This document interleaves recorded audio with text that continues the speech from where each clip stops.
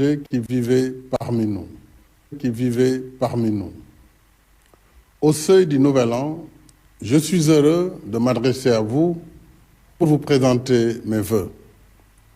Ce soir, alors que la communauté catholique est en deuil, avec le rappel à Dieu de sa sainteté, le pape est au vôtre, en souvenir des êtres chers qui nous ont quittés.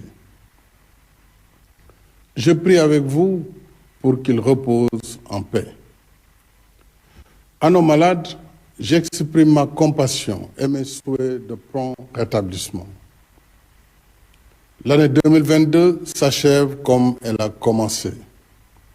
L'impact de la pandémie et d'une guerre majeure continue en effet de bouleverser toutes les prévisions et de maintenir l'économie dans sa pire récession depuis la Seconde Guerre mondiale. Malgré cette situation difficile, sont en stagnation ou récession. Notre économie reste résiliente.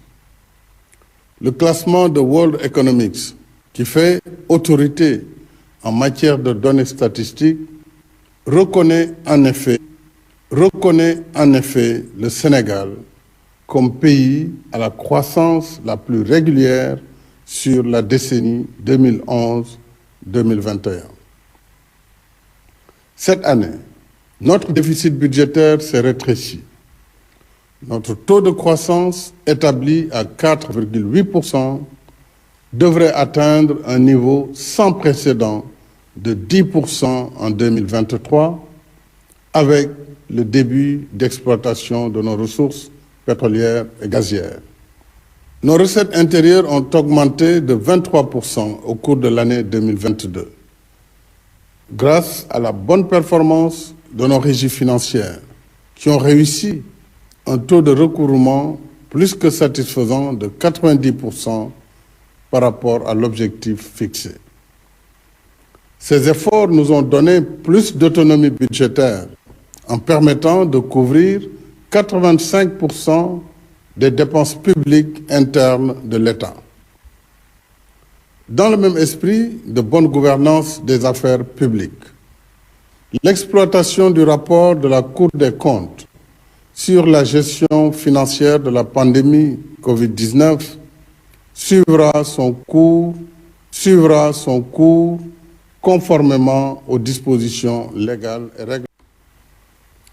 Mes chers compatriotes, dans un contexte mondial particulièrement difficile, marqué par une hausse généralisée des prix, j'ai souhaité faire de l'année 2022 une année sociale dédiée à la protection du pouvoir d'achat des ménages. C'est le sens des mesures portant sur l'augmentation substantielle des salaires pour un montant cumulé de 236 milliards de francs CFA.